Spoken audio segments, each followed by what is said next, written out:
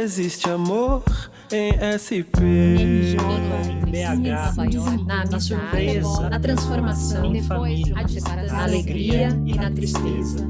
Oi, eu sou a Débora Miranda e nesse podcast a gente fala de amor, de muitas formas de amor.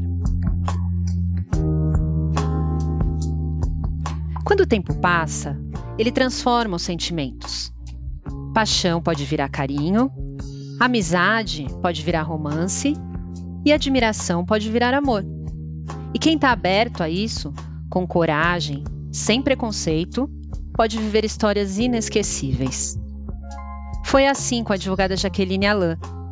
Ela viu os sentimentos dela pelo padrinho mudarem durante a vida e decidiu não fugir disso. No episódio de hoje, existe amor que se transforma. E quem interpreta essa história é a atriz Helena Ranaldi.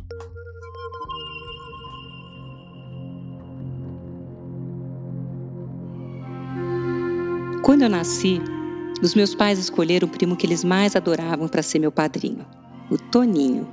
Ele é primo irmão da minha mãe e 10 anos mais novo do que ela, que chegou a cuidar dele quando era pequeno. Por causa dessa ligação dos dois, o meu pai e ele também acabaram ficando próximos. Os dois viajavam juntos, iam para as festas, para as corridas de Fórmula 1. Eram amigos mesmo. E a minha família é árabe. Então tem essa coisa de ser todo mundo super unido.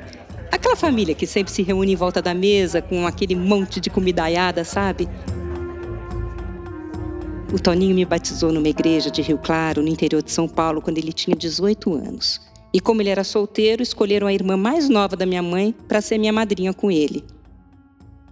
A gente não tinha muito contato quando eu era pequena, porque eu morava em Rio Claro e ele vivia fora. Ele morou um tempo no Líbano, depois ele entrou na faculdade de medicina, foi fazer residência no Rio, internato em Ribeirão Preto. Era uma fase em que eu não encontrava muito com ele, não. Mas todo aniversário meu ele vinha me buscar e me levava para comprar um presente. Sempre foi o padrinho que eu mais amava. A minha avó Vitória admirava muito o Toninho. Vivia falando como ele era lindo e inteligente. Mas quando eu era criança, ele era só o meu padrinho e ponto final.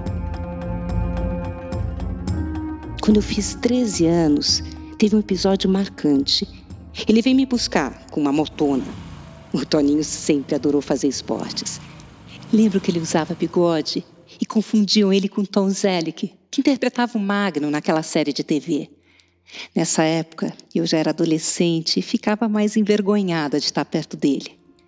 Na hora que eu fui escolher o meu presente, eu perguntei: será que você vai me achar muito imatura se eu quiser um disco do Menudo?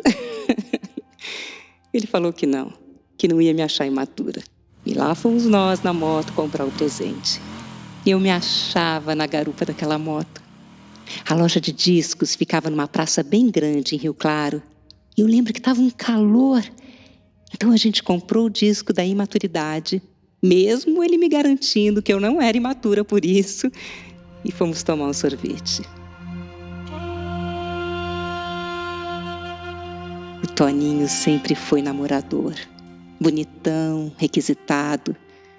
Toda vez que ele conhecia alguém, como era muito amigo dos meus pais, ele ia na nossa casa com a moça tomar uísque. Eu sempre criticava as namoradas dele. Nunca achava nenhuma boa. Alta demais, cabelo curto demais, morena demais, branca demais. Numa dessas idas lá em casa, quando eu tinha uns 15 anos, ele estava tomando uísque com os meus pais e o meu irmão escalou o armário para pegar um copo. Na hora que ele ia abrir a porta do armário, virou tudo em cima dele. O Toninho viu e saiu voando da sala para segurar o armário e não deixar cair no meu irmão. Virou o herói. Ele sempre foi visto assim na minha família. E a minha avó Vitória, de quem eu já falei no começo e que foi muito importante para mim, vivia elogiando o Toninho. Em família árabe é comum os primos se casarem. Os próprios pais do Toninho eram primos. Eu não sei se a minha avó já pensava nisso na época, mas ela fazia muita propaganda dele. E sempre me dizia que o bom era a gente se casar com um homem mais velho. Fato é que eu cresci e comecei a dar as minhas namoradinhas.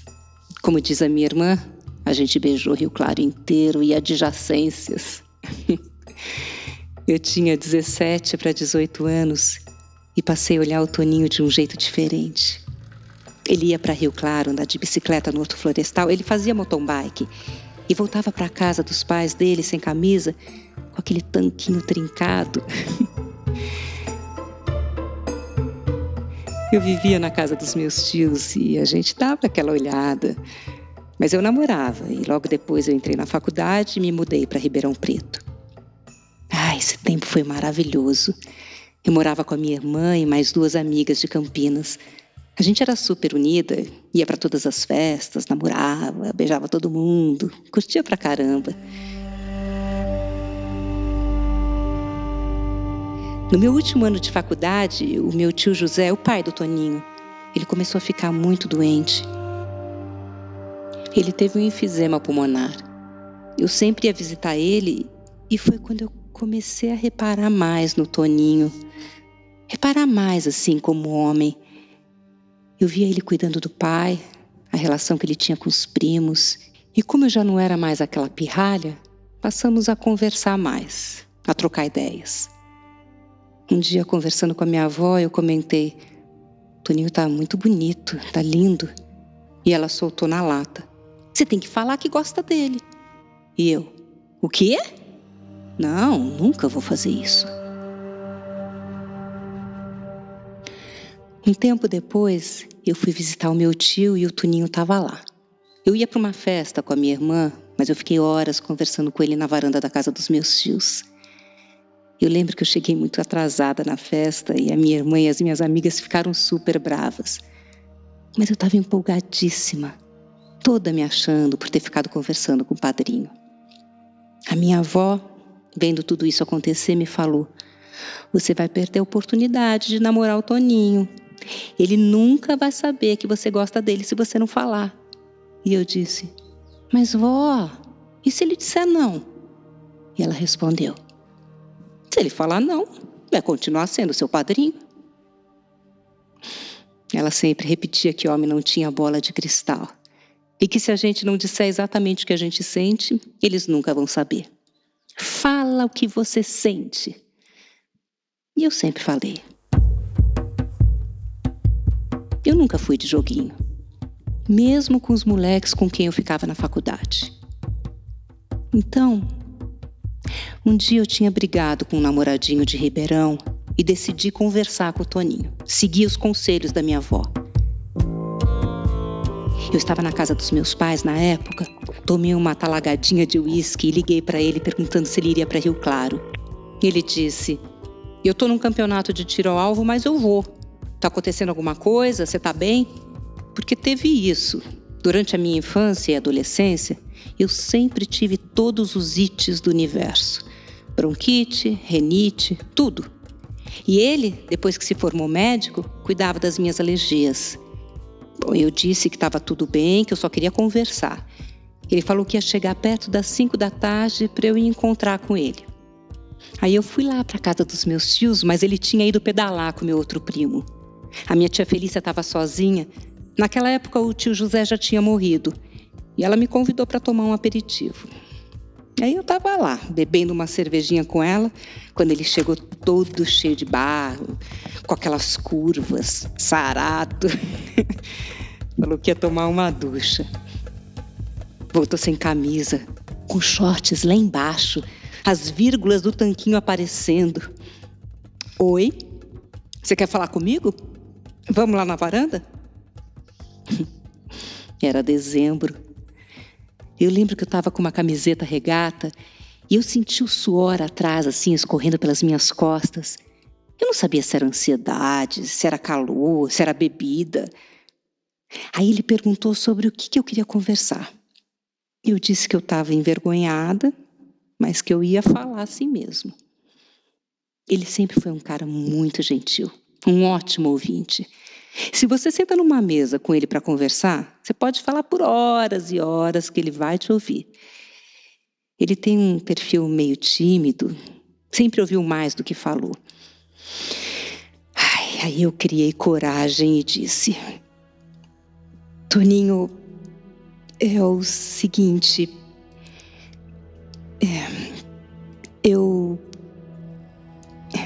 Eu sempre tive um amor platônico por você.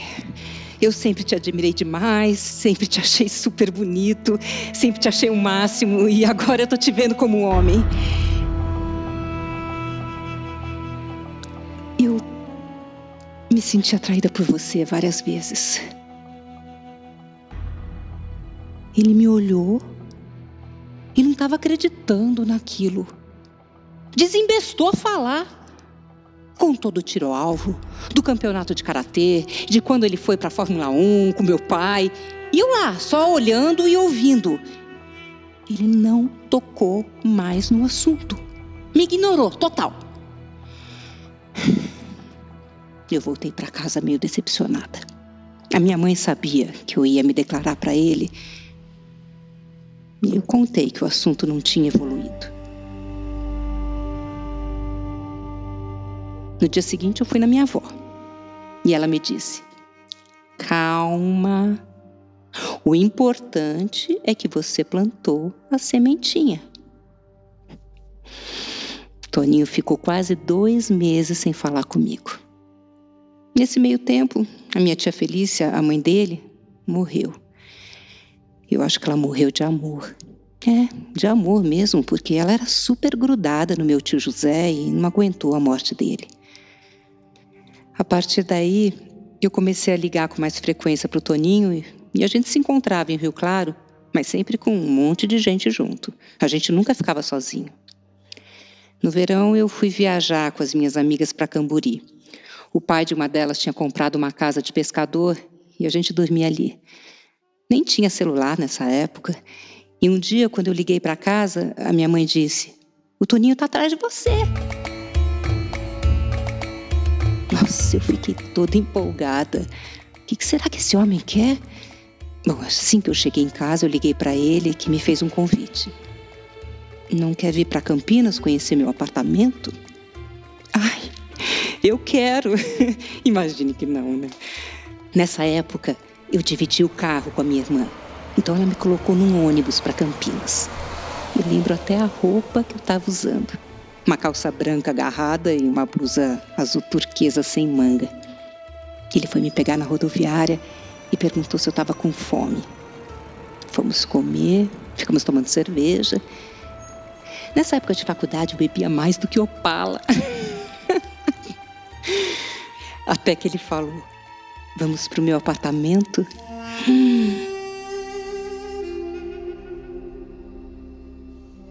Eu lembro que ele montou um aperitivo com pistache, uma cervejinha. Era fim de tarde e a gente continuou bebendo. Ai, daí chegou o momento que eu estava esperando fazia meses. Ele fez uma cara de sério e disse: sobre aquilo que você falou comigo, eu queria conversar com você.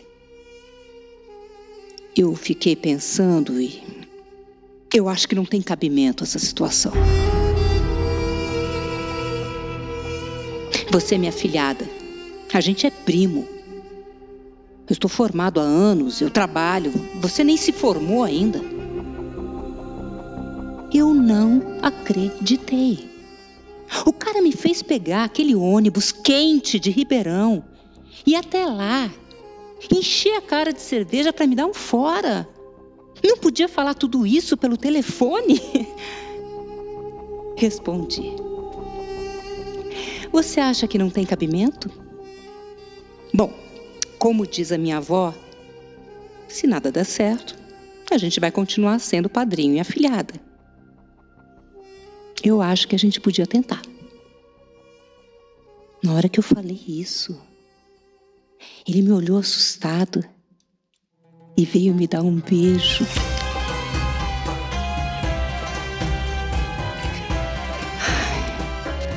Estava tendo um jogo entre Ponte Preta e Guarani e ele morava em um prédio perto do estádio.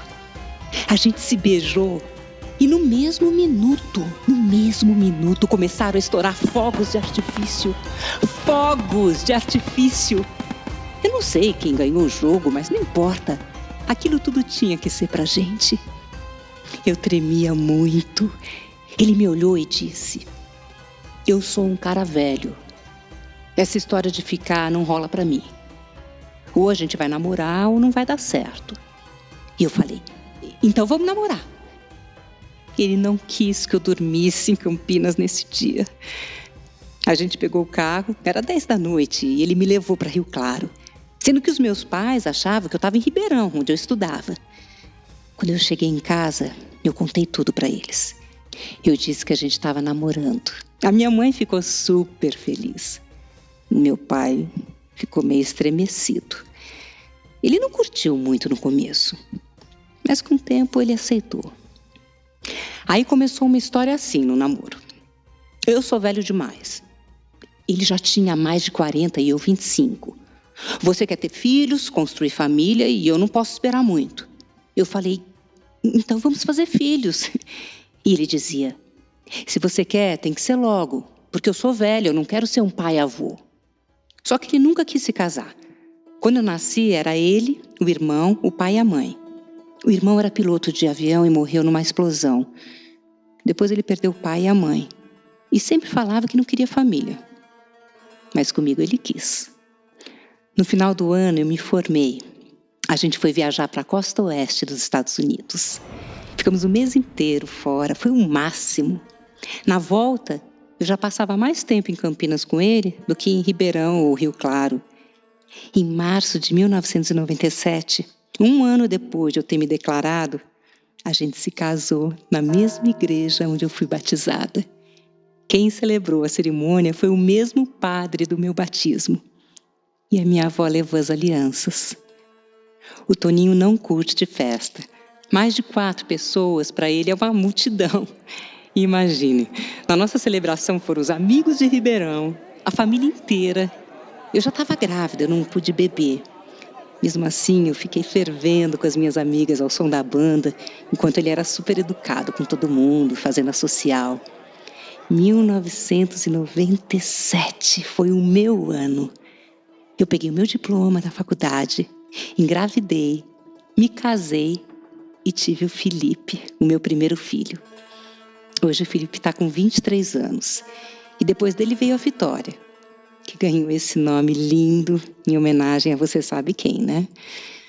A minha filha hoje tem 20 anos.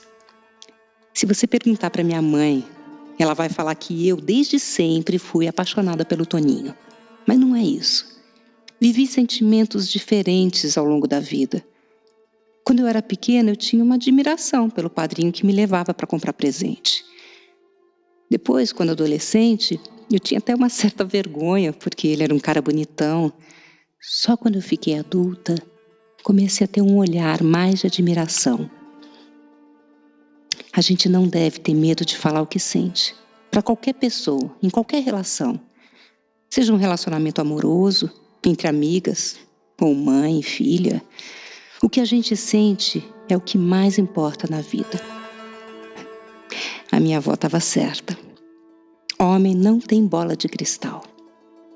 A gente tem que falar o que quer. Estamos juntos até hoje e respeitamos muito a individualidade do outro. Não só pela diferença de idade, mas por sermos muito diferentes em tudo. Eu sou sociável, eu amo gente. Vai, Corinthians! E ele é super quieto, tímido, na dele, intelectual. Respeito. Minha avó Vitória morreu quando o Felipe tinha menos de 1 ano. Mas ela acompanhou o nosso namoro e o nosso casamento. Vibrava muito junto com a gente. Eu sempre falava para ela: foi tudo graças a você, vó. E foi mesmo.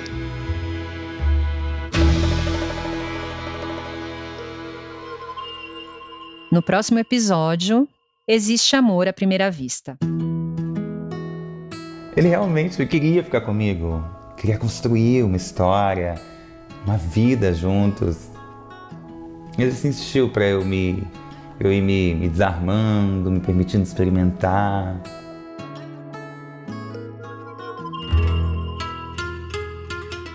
Você pode ler mais sobre essa história e conhecer os personagens reais em Splash, canal do UOL.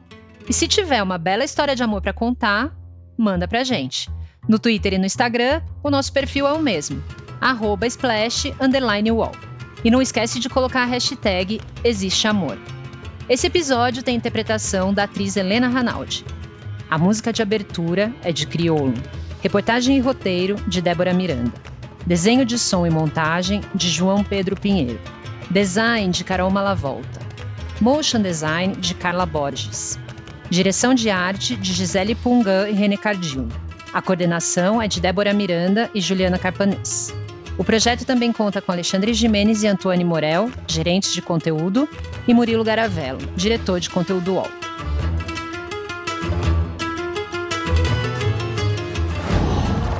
UOL.